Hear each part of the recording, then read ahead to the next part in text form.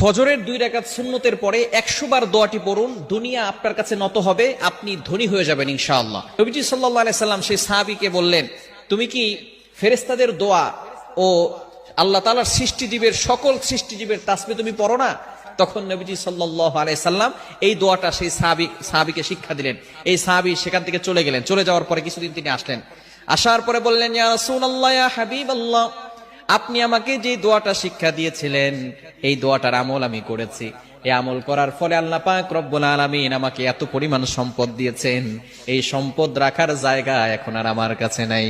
চমৎকার একটি দোয়া হচ্ছে সুবহানাল্লাহি ওয়া বিহামদিহি সুবহানাল্লাহিল আযীম আস্তাগফিরুল্লাহ, সুবহানাল্লাহি ওয়া বিহামদিহি সুবহানাল্লাহিল আযীম আস্তাগফিরুল্লাহ। কখন পড়বে? সুবহে সাদিকের সময়। এই সময়টা হচ্ছে 2 রাকাত নামাজ, অর্থাৎ ফজরের 4 রাকাত নামাজ, 2 রাকাত সুন্নত, 2 রাকাত ফরজ। 2 রাকাত সুন্নতের পরে